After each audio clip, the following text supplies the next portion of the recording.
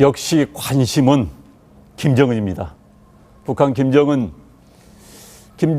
처음으로 본인 명의의 성명을 내면서 트럼프 미국 대통령의 유엔 연설에 대해서 비난하는 목소리를 냈습니다. 자, 이들의 말싸움이 지금 전입가경이라고 할까요? 좀 말싸움, 말전투가 일어나고 있는데 지금 이 상황 어떻게 국제 정치적으로 이런 경우가 있었습니까? 저도 궁금합니다. 저도 정치학을 공부했지만요. 네. 어떻습니까? 국제 정치에서 뭐 되게 국제 관계에서는 그 법이 적용 안 되다 보니까 네. 힘이 곧 정이다 해서 그 힘을 키우는 현실주의 이론도 있고 네. 그 국제 기구를 통해서 협력하고 다자 체제로 해서 그 자유주의 협력할 수 있는 이론도 있고 있지만 네. 이건 뭐 어떤 이론으로 가도 설명될 수 없는데 되게 그 전쟁 연구학자들의 그 연구를 보면 조금 설명이 될 것 같아요. 네. 스토이 신조라는 사람이 그 주요 전쟁을 분석해가지고 낸 책에 보면은 전쟁은 왜 발생하는가에 보면 가장 큰 원인을 네. 지도자 개인의 성격을 들었거든요. 네. 예를 들면 뭐 스탈린, 히틀러 이런 사람들, 김일성. 지금 그 트럼프 대통령하고 북한에서 아무도 통제할 수 있는 김정은이가 감정 싸움까지로 이렇게 치닫게 되면은 이건 굉장히 위험한 게가 됩니다. 그러니까 그들의 결정이, 특히 김정은의 결정이 곧 바로 실행이 될 수 있는 이런 위험한 지경에까지 가니까 뭐 이를테면 지금 둘이 마주 달리는 자동차인데 김정은이가 나 핸들 뽑았다 이거죠. 비키려면 네가 비켜라 이거죠. 네. 근데 트럼프 대통령도 너만 핸들 뽑았어? 나도 핸들 뽑았어. 부딪히려면 부딪혀보자. 네. 뭐 이러니까 조금 시간이 가면 그대로 가면 누가 중지하거나 뭐 가운데 멈추거나 이렇게 안 하면 부딪힐 수밖에 없는 거죠. 네. 우정엽 위원님, 지금 이 발언에 대해서 미국 언론들은 어떤 반응을 보이고 있습니까? 굉장히 그것도 궁금합니다.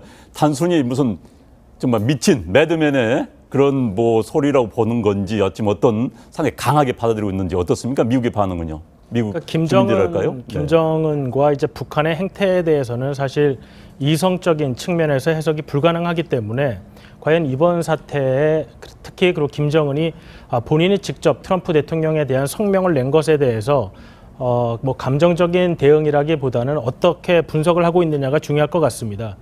일단은 김정은 위원장으로서는 지금 트럼프 대통령의 발언으로 인해서 위기 상황이 증가했다고 느꼈다기보다는 앞으로 이 상황이 계속 지속되면서 북한 국내 정치적으로 문제될 것에 대비하는 모습인 것 같습니다. 이미 제재 등으로 인해서 북한 평양에서는 뭐 차량 이부제가 시작되었다는 말도 있고요.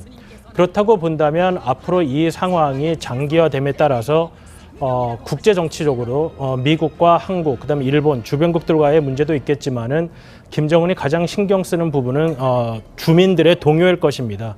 그렇기 때문에 지금의 이런 모든 상황이 미국으로부터 비롯되었다는 점을 강조하면서 대내 결속을 다지기 위한 방편으로도 이렇게 강한 성명을 직접 발표한 것으로 보입니다.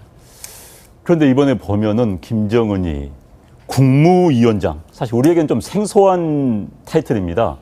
직함인데 굳이 김정은 국무위원장의 이름으로 이렇게 발표한 이유는 어디 있습니까? 국무위원장이라고 하면은 그 한자 그대로 이제 그 해석을 해보면 나라 국자의 네. 이제 업무를 본다. 그 나라의 업무를 보는 위원회 아니겠습니까? 네. 과거 이제 자기 아버지인 김정일 같은 경우는 국방위원회라는 이름을 가지고 모든 국가 통치를 했고, 그렇죠. 네. 그때 이제 경제가 워낙 어려웠으니까 일단 총폭탄 정신으로 이 군대를 가지고 이제 국가를 통치한다. 뭐 그런 이념이었는데 네. 지금 이제 국무라는 것은 사실 우리가 북한은 그 당 중심의 그런 국가다라고 알고 있는데 여긴 또 이제 당을 넘어서 당, 군, 뭐 내각 모든 것을 통괄하는 국가 전체의 사무를 관장하는 국무위원회라는 걸 만들어서 나는 당뿐만 아니고 또는 이 군대뿐만 아니고 국방뿐만 아니고 이 민생까지 다 책임지는 그런 새로운 지도자다라는 것을 강조하기 위해서 또 자기 아버지가 국방위원장이었으니까 그걸 또 차별화하기 위해서 만든 직책인데 그런 차원에서 국가 최고 통수 기관의 기관장으로서, 즉 국가의 이름으로 이야기를 한 것이다. 뭐 이렇게 보고 그만큼 무게감이 실릴 수 있다. 그리고 이제 이 국무위원장을 굳이 거론하지 않더라도 김정은 자체가 북한에서는 거의 신적으로 지금 추앙을 받고 있기 때문에 신이 지금 뭐 교실 내린 거나 마찬가지입니다. 네, 신이 교실을 내렸다. 그래서 이제 그럼 그 신이 이제 어떤 강경 대응 정치를 내릴지가 문제인데 리용호 북한 외무상이죠. 북한 외무상이 뉴욕에서 이런 발언을 했습니다. 먼저 들어보시죠. 어떤 조치가 되겠는지는 우리 국무위원장 동지께서 하시는 일이기 때문에 내 생각에는 역대급 수소탄 지상 시험을 아마 태평양상에서 하는 것으로 되지 않겠는가. 자, 역대급 수소폭탄 실험. 그런데 역대급이라는 표현이 상당히 지금 관심을 모으고 있습니다. 역대급 하면은 우리나라에서도 뭐 저희들도 쓰던 세대가 아니고 요즘 젊은 세대들 쓰는 표현인데 리용호 이 외무상이 저 표현을 썼어요. 그래서 북한에서도 저 표현을 통상적으로 쓰는 것인지 아니면 리용호 저 외무상이 남한 방송을 너무 열심히 보다 보니 배운 것인지 모르겠는데 어떻게 보십니까? 저도 억대급을 역대급으로 잘못 말한 건지 알았어요. 네. 그렇지 않았더니 요즘에 그 젊은이들 신조어라네요. 인터넷에서 떠드는. 아, 모르셨습니까? 예, 뭐 미모라든지 뭐 어떤 탤런트가 뭐 뛰어나온 뭐 역대급 미모다. 네. 뭐 또 뭐 역대급 무슨 선수다 그랬는데 아마 그 우리나라 방송을 좀 봤는지 아니면 우리나라 인터넷을 많이 접했는지 그 하태경 의원은 뭐 그 거기다가 뭐 페이스북에 올리기를 뭐 이용호가 이제 들어와서 좀 문책을 받을 거다. 뭐 남쪽 걸 다 보고 남쪽을 흉내냈으니 그랬는데 제가 그거보다는 우리나라 쪽이 좀 저 말을 알아듣고 좀 겁 좀 먹어라. 예, 해기 위해서 특히 신세대 이 청년들 저 사람들이 겁주기 위해서 알기 쉬운 말로 빨리 하지 않았나 싶어요. 네. 저 역대급이란 말은 우리 예능 프로에서 많이 씁니다. 그렇죠. 예, 예능 프로에 보면 우리 작가들이 자막 많이 였잖아요. 네. 재밌게 자막을 였는데 그게 보면 이제 역대 최고급이란 말입니다. 네. 그래서 최고라는 말을 줄이고 역대급이란 말을 통해서 그냥 역대 최고급의 준말이에요. 네. 예능 프로에 나오니까 결국 저 말은 자기가 분명히 이제 어제 그 조선중앙TV에서 김정은의 교시가 지금 내려졌고 그 테두리 내에서 분명히 자기가 이제 유엔 총회장으로 출근을 하면 많은 인터뷰가 올 것인데 그게 어떤 말을 해야 한다라는 것은 자기 스스로 다 이 어떤 테두리를 정했을 것이고 또 그것을 본국과도 선전선동부와도 교감이 있었을 겁니다. 그 테두리 내에서 한다고 한 것이 자기 스스로 아주 자연스럽게 했는데 역대급이라는 말이 나온 것이죠. 그 말인즉슨 평소에 많이 쓴단 말입니다. 저 사람들이. 예, 저 외교관이 외무상인데 우리가 지금 장관 아닙니까? 저보다도 나이가 훨씬 많은 사람이고 여기 계신 우리 교수님도 지금 역대급이란 말 처음 듣는다고 하셨는데 저 사람은 많이 쓴다는 것이죠. 그렇죠. 자연스럽게 나온다는 것은 제가 봤을 때 그야말로 역대급 실수를 했다 지금. 그래서 돌아가면 하태경 의원의 말처럼 굉장한 문책을 받지 않을까. 그러니까 리용호 외무상이 외국에 나오면은 우리 국내 뉴스를 많이 보지 않을까 싶습니다. 네. 그럼 이제 질문을 계속 드릴게요. 자, 역대급 수소폭탄 실험이라고 했는데, 자, 그렇다면 어떻게 태평양에서 수소폭탄 실험을 한다는 겁니까? 일단 역대급이라고 하는 것은 위력이 그동안의 자기네들이 1차부터 6차까지 했던 그 핵실험의 6번 핵실험보다 더 크다. 역대 최고급의 위력이다. 이 말을 이제 강조하는 것이고 4차 핵실험부터 북한은 수소폭탄이라고 했어요. 그럼 4차, 5차, 6차 다 수소폭탄인데 역대급이니까 6차 핵실험의 우리 추산 50킬로톤, 일본 추산 160킬로톤, 또 그 미국 추산 250킬로톤보다 더 큰 위력을 태평양상에서 하겠다라고 하는 것인데 그것은 이제 결국 미사일에 실어보내서 자기네들이 비행기에 실어서 태평양에다 떨어뜨릴 수 있는 능력은 없어요. 이 한반도 주변을 벗어날 수 있는 비행기 자체가 없습니다. 그러니까 그것은 안 되는 것이고 또 미국처럼 또는 뭐 영국처럼 태평양에 그 자기네들의 그 식민지 같은 그 통치할 수 있는 그 어떤 섬이 많이 있다면 그 섬으로 가져가서 하면 되는데 그것도 아니에요. 그래서 예를 들어서 비키니 환초에다가 만약에 미사일을 쏘았다. 그래서 비키니 환초의 그 지상에서 수소폭탄이 터지면 이건 공격하는 거죠. 그렇죠. 그래서 당연히 이제 하늘에서 터뜨리게 만들 것인데 문제는 이렇게 되었을 때는 그 인근에 엄청나게 많은 전자기 펄스 공격 효과, 즉 EMP 공격 효과가 퍼진다는 것이죠. 따라서 대기권을 통상 이제 한 80에서 100km 정도를 대기권이라고 하는데 이 방사능 낙진의 피해를 최대한 줄이려면 대기권 밖에서 터뜨려야 됩니다. 대기권 밖에서 터뜨리면 한 150에서 200km 상공에서 이걸 이제 터뜨리면 결국 거의 북태평양 전체 한 400에서 500킬로톤짜리를 만약에 터뜨린다고 하면 거의 북태평양의 한 반 정도는 이 EMP 영향을 받게 되고 이렇게 되면 이제 하와이까지 만약에 이 EMP 공격구가 뻗치게 되면 엄청난 재앙이 따를 수가 있죠. 왜냐하면 이 항로 비행기도 많이 다닐 테고 선박도 많이 지나다닐 텐데 그 선박 비행기 다 전자기기가 마비되면은 선박이야 뭐 침몰하지 않겠지만 비행기는 바로 추락입니다. 그러니까 그런 것들로 인해서 이 역대급 수소폭탄의 공중폭발 실험을 함으로 인해서 만약에 그로 인해서 물리적 피해가 조금이라도 주변국에 미친다면 이것은 국제사회가 또는 미국이 주도가 된 국제사회가 북한을 공격할 수 있는 강력한 빌미를 제공한 것이 될 것 같습니다. 의원님, 지금 제가 역대급이라는 표현을 씁니다마는 지금까지 이 핵실험을 보통 지하에서 하지 않습니까? 그런데 지상에 한다는 것은 국제적인 도발 행위고 국제 조약의 위반 아닌가요? 지금 북한이 어떤 발사체를 발사하는 것 자체가 사실 지금 국제 제재 위반 사항입니다. 네. 그 지금 저희가 그 역대급이라는 단어에 좀 주목을 하다 보니까 이 수소탄 지상 시험이라는 그 리용호 외무상의 준비된 발언이 좀 집중을 하지 않았는데요. 지금 지상시험이라는 말은 아마 준비된 말일 겁니다. 지상시험이라는 것은 제가 볼 때 아마 좀 더 대기권 안으로 들어와서 실험을 하겠다는 뜻을 표현한 것 같은데요. 그러기 위해서는 북한이 증명해야 될 기술의 발달 정도가 몇 가지가 있습니다. 일단 그 탄두가 대기권 안으로 안전하게 진입하는지, 그 다음에 기폭장치가 그 대기권 안으로 진입할 때 안전하게 유지가 되는지. 왜냐하면 기폭장치가 없으면 핵탄두가 실려 있다고 해도 폭파하지를 않습니다. 그렇기 때문에 북한으로서는 이번 리용호 외무상이 말한 것처럼 수소탄을 태평양상에서 지상 실험을 하겠다고 한다면 지금 이런 기술을 좀 보여줘야 하는데 아직까지 그런 기술을 북한이 확보했는지 그런 부분에 대해서는 많은 의구심이 있기 때문에 아마 북한이 정말로 태평양 상공에서 이런 실험을 감행하고 그것이 성공적으로 수행을 하게 된다면 국제사회가 받을 충격은 한 번 또 커질 것 같습니다.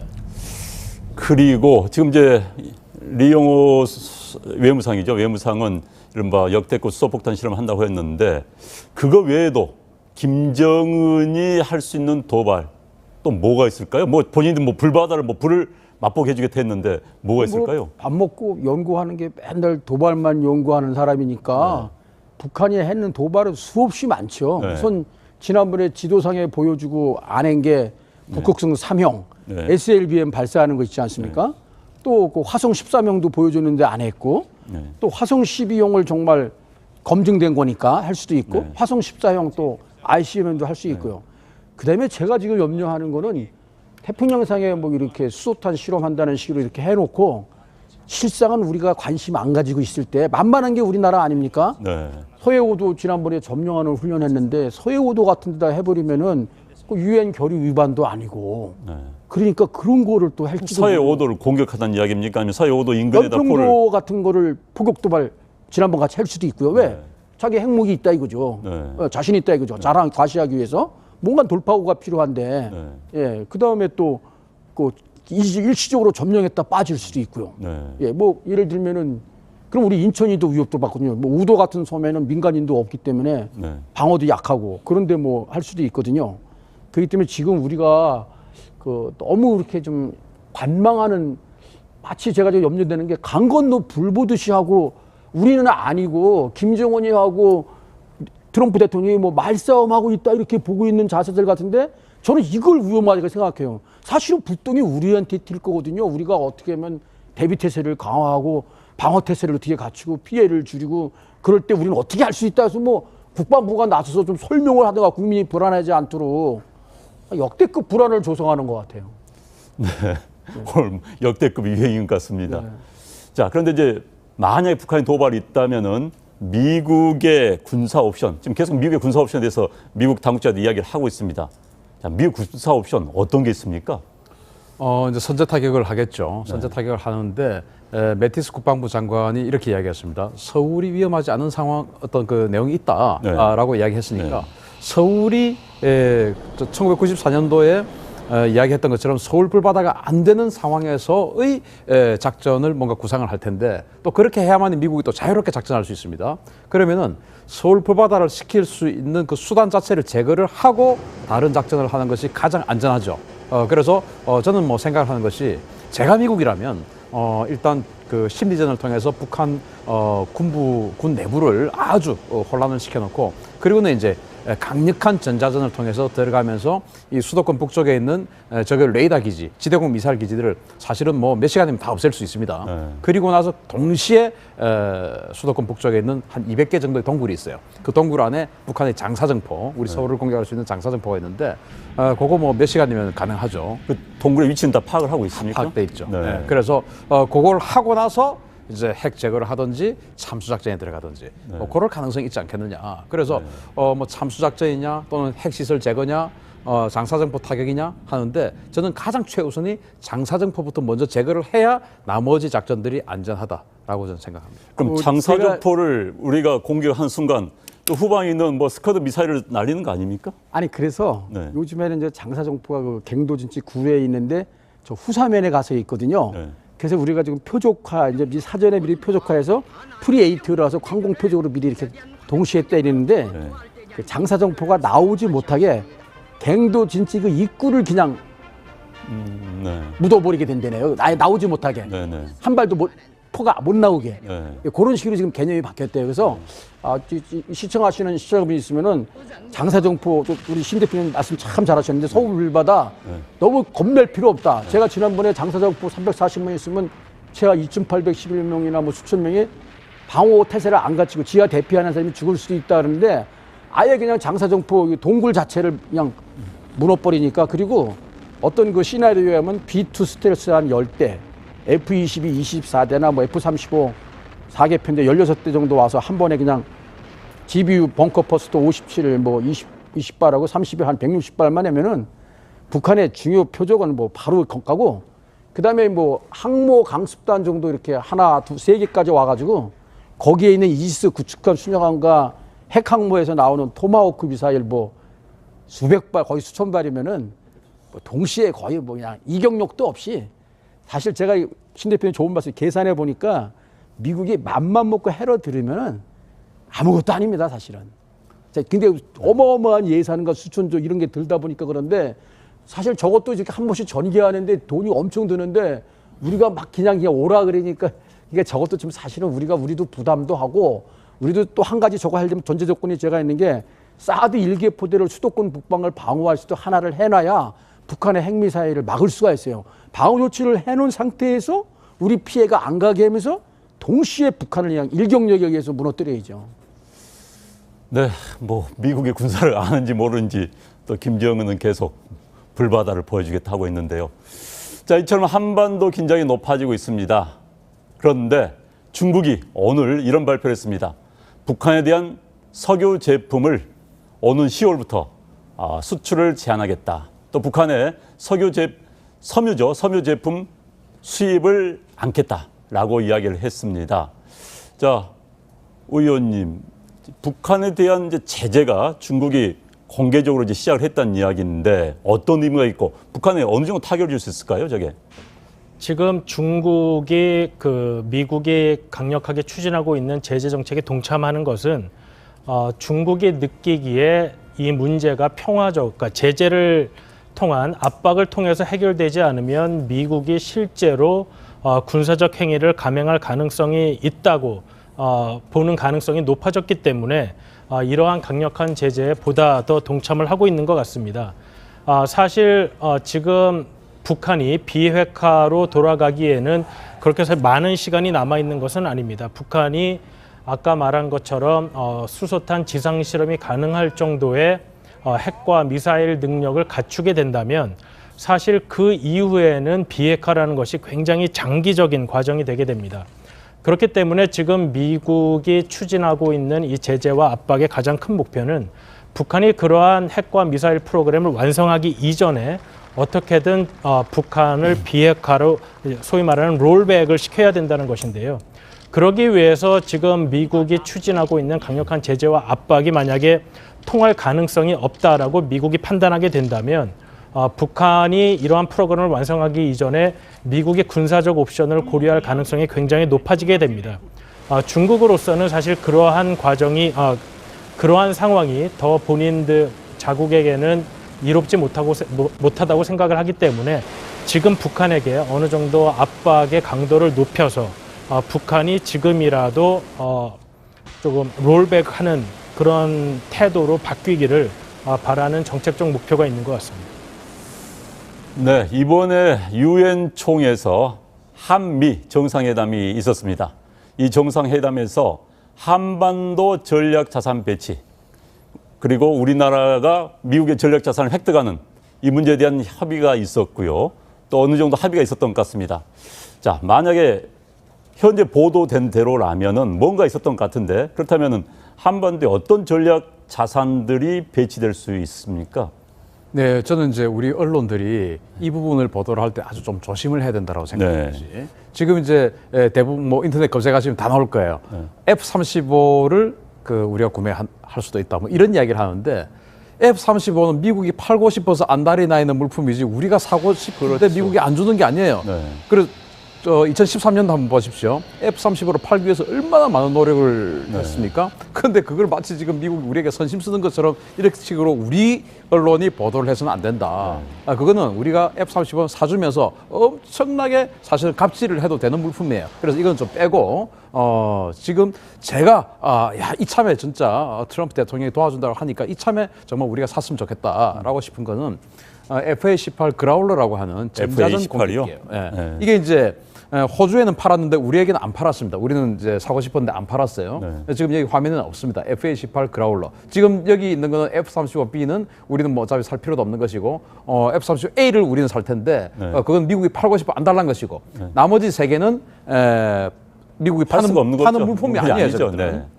또 생산도 안 하는 겁니다. 전부 다 단종된 거고. 그러면 FA-18 그라울러 같은 경우는 전자전 공격기입니다. 즉 상대의 레이더나 통신을 마비시켜버리면서 들어가서 통신기지나 레이더 기지를 폭격을 해버리거든요. 정말 이 개전 초에 미국의 도움을 받지 않고도 이 전자전 공격기가 있으면은 이 북한의 휴전선 근처에 있는 레이더 기지 우리끼리 얼마든지 제밍을 하고 들어가서 폭격해서 없애버리는 이런 일을 할 수가 있어요. 이거 저는 제일 시급하다고 생각하고, 그리고 이제 요즘 화두가 되고 있는 이 핵 추진 잠수함. 뭐 우리 많은 우리나라의 핵 물리학자들은 우리 스스로 원자로 만들어서 얼마든지 할 수 있다라고 이야기하지만 잠수함의 가장 핵심적인 성능은 소음입니다. 소음이 얼마나 억제되어 있느냐에 따라서 그 잠수함이 강하냐 약하냐에 따라 다르거든요. 예를 들어서 중국 잠수함, 핵 잠수함 많아요. 그런데 중국 잠수함 별명이 바닷속의 경운기예요. 그만큼 시끄럽단 말입니다. 아무도 겁 안 내죠. 그러나 미국 잠수함은 엄청나게 조용합니다. 디젤 잠수함보다 더 조용해요. 그래서 우리가 스마트 원자로는 우리가 만든다 하더라도 그 소음 억제 기술을 미국에게 받아오지 않는다면 우리가 정말 한 척에 2조 원 들여서 잠수함을 만들었는데 들어가면 경운기가 될 수 있습니다. 그냥 뭐 그 중국이나 일본 또는 북한 잠수함의 그냥 아주 매력적인 타겟이 될 수 있죠.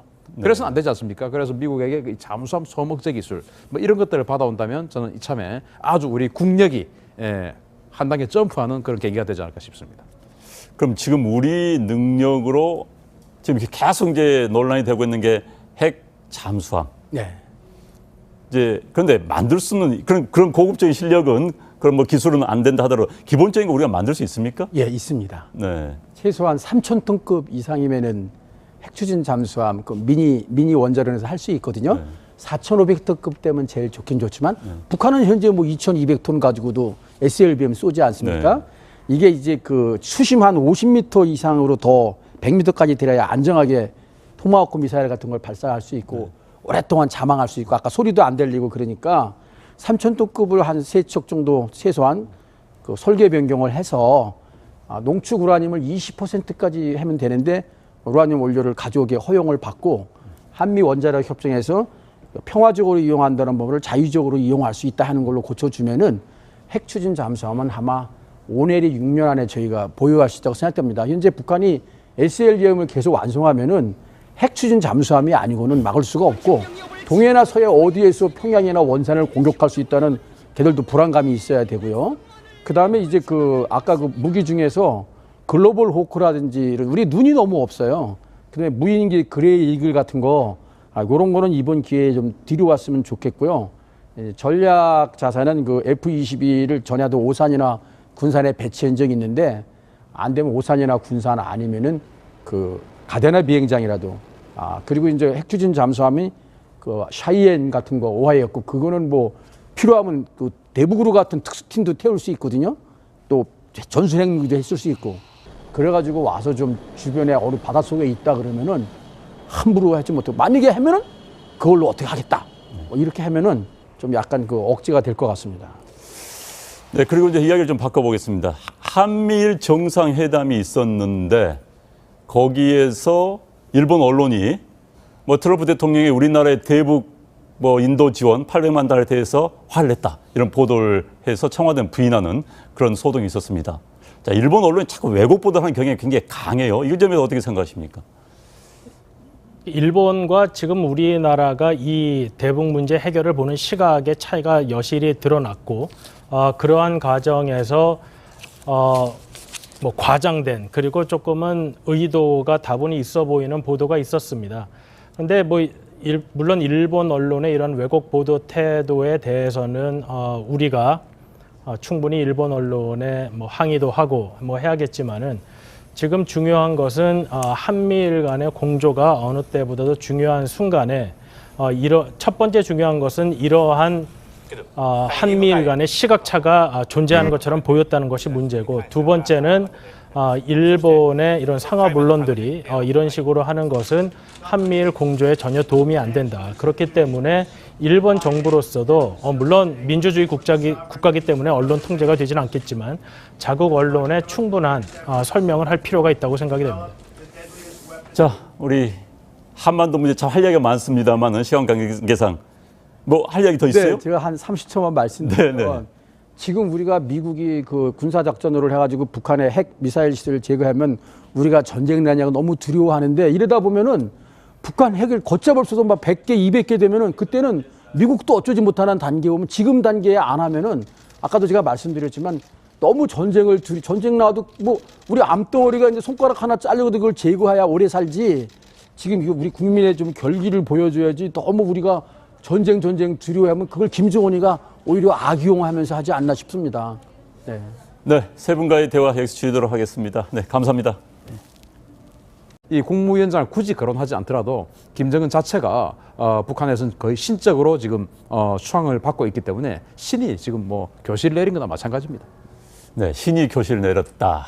그래서 이제 그럼 그 신이 이제 어떤 강경 대응 정치를 내릴지가 문제인데 리용호 북한 외무상이죠. 북한 외무상이 뉴욕에서 이런 발언을 했습니다. 먼저 들어보시죠.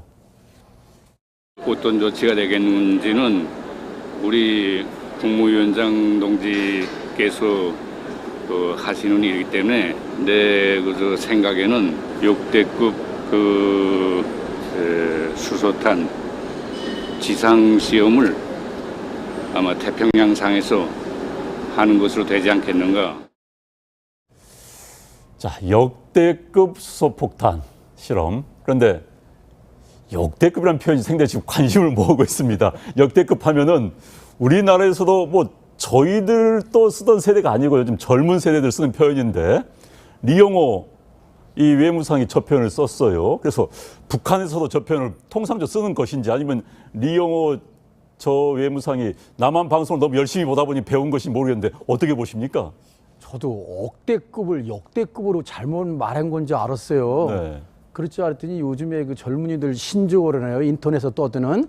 모르셨습니까? 예, 뭐 미모라든지 뭐 어떤 탤런트가 뭐 뛰어나온 뭐 역대급 미모다. 네. 뭐 또 뭐 역대급 무슨 선수다 그랬는데 아마 그 우리나라 방송을 좀 봤는지 아니면 우리나라 인터넷을 많이 접했는지 그 하태경 의원은 뭐 그 거기다가 뭐 페이스북에 올리기를 뭐 이용호가 이제 들어와서 좀 문책을 받을 거다. 뭐 남쪽 걸 다 보고 남쪽을 흉내냈으니 그랬는데 제가 그거보다는 우리나라 쪽이 좀 저 말을 알아듣고 좀 겁 좀 먹어라. 네, 해기 위해서 특히 신세대 이 청년들, 저 사람들이 겁주기 위해서 알기 쉬운 말로 빨리 하지 않았나 싶어요. 네.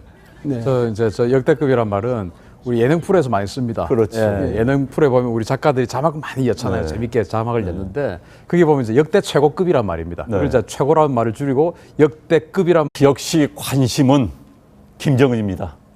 북한 김정은이 처음으로 본인 명의의 성명을 내면서 트럼프 미국 대통령의 유엔 연설에 대해서 비난하는 목소리를 냈습니다. 자, 이들의 말싸움이 지금 전입가경이라고 할까요? 좀 말싸움, 말전투가 일어나고 있는데 지금 이 상황 어떻게 국제 정치적으로 이런 경우가 있었습니까? 저도 이게 궁금합니다. 저도 정치학을 공부했지만요. 네. 어떻습니까? 국제 정치에서 뭐 되게 국제 관계에서는 그 법이 적용 안 되다 보니까 네. 힘이 곧 정이다 해서 그 힘을 키우는 현실주의 이론도 있고 네. 그 국제기구를 통해서 협력하고 다자 체제로 해서 그 자유주의 협력할 수 있는 이론도 있고 있지만 네. 이건 뭐 어떤 이론으로 가도 설명될 수 없는데 되게 그 전쟁 연구학자들의 그 연구를 보면 조금 설명이 될 것 같아요. 네.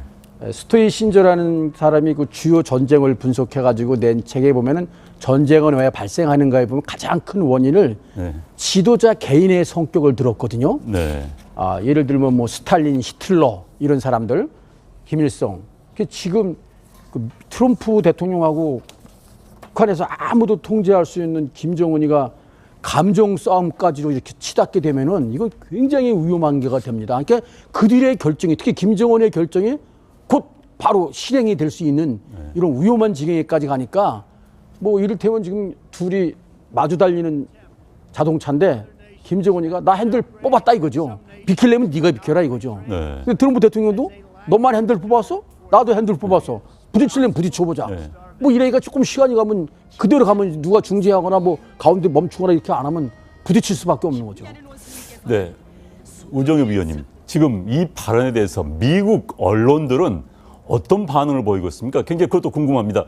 단순히 무슨 정말 미친 매드맨의 그런 뭐 소리라고 보는 건지 어찌 어떤 상당히 강하게 받아들이고 있는지 어떻습니까? 미국의 반응은요? 미국 그러니까 주민들할까요? 김정은과 이제 북한의 행태에 대해서는 사실 이성적인 측면에서 해석이 불가능하기 때문에 과연 이번 사태에 특히 그리고 김정은이 본인이 직접 트럼프 대통령에 대한 성명을 낸 것에 대해서 뭐 감정적인 대응이라기보다는 어떻게 분석을 하고 있느냐가 중요할 것 같습니다. 일단은 김정은 위원장으로서는 지금 트럼프 대통령의 발언으로 인해서 위기 상황이 증가했다고 느꼈다기보다는 앞으로 이 상황이 계속 지속되면서 북한 국내 정치적으로 문제될 것에 대비하는 모습인 것 같습니다. 이미 제재 등으로 인해서 북한 평양에서는 뭐 차량 이부제가 시작되었다는 말도 있고요. 그렇다고 본다면 앞으로 이 상황이 장기화됨에 따라서 국제 정치적으로 미국과 한국, 그다음에 일본 주변국들과의 문제도 있겠지만은 김정은이 가장 신경 쓰는 부분은 주민들의 동요일 것입니다.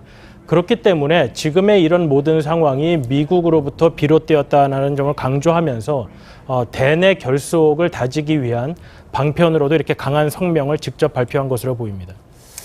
그런데 이번에 보면은 김정은이 국무위원장, 사실 우리에겐 좀 생소한 타이틀입니다.